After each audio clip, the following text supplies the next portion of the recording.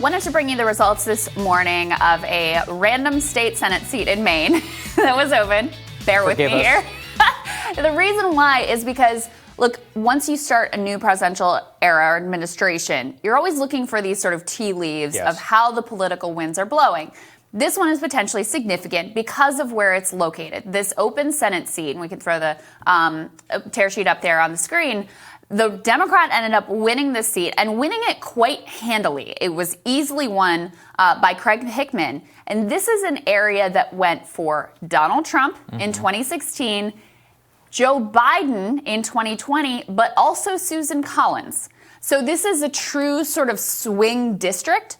And so it seems, look, maybe it means nothing, but this is the first kind of bellwether potential canary in the coal mine for what politics are going to look like in the Biden era. And at least this one is a good sign for Democrats. They won this swing seat very, very easily. And it was an expensive race, too, by the way. A lot of outside money was pushed into this race. So a Trump, Biden, Collins seat. That is America right there. And look, and you're right, which is that there are often harbingers of things to come that you can see in these special elections. Last time around, remember, the statewide election everybody focused on was Virginia. And you saw that massive suburban swing for, I think, Northam, right, against Gillespie. And people were like, wow. And Gillespie actually even won more votes than the previous Republican had. But he just got completely destroyed by a lot of the Northern Virginia suburb swing and the amount of Democratic turnout. It was clear, oh, my God, these midterms are going to be very bad. This, of course, is happening in the midst of all sorts of interesting things. But look, he won a significant terms of the vote, 5,248 votes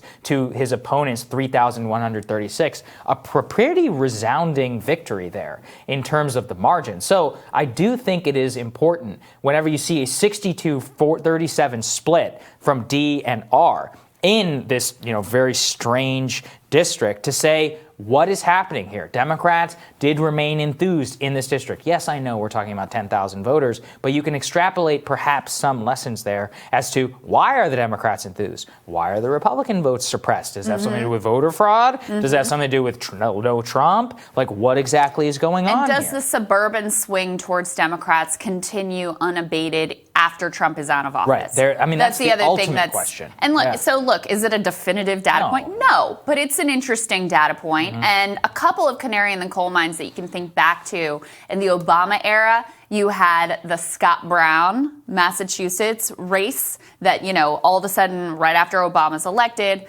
this Massachusetts seat is open. Scott Brown runs against Martha Coakley, who was a terrible candidate. But in Massachusetts, the fact that he won that seat, that was really a precursor to the Tea Party era. That's right. The other races that always are really interesting, not just because I'm from there, but also because of when they are situated in the cycle, is the Virginia races. They have these weird off-year elections because of the bird machine and trying to control turnout. It's like a legacy of the past. But they have these weird off-year elections, so they're going to be electing their governor and all of their statewide electeds this year. That's always an interesting indicator. You talked about Northam. Before that was Bob McDonnell. That's right. That was another precursor. He was going to, but then I think it got overturned by the Supreme Court.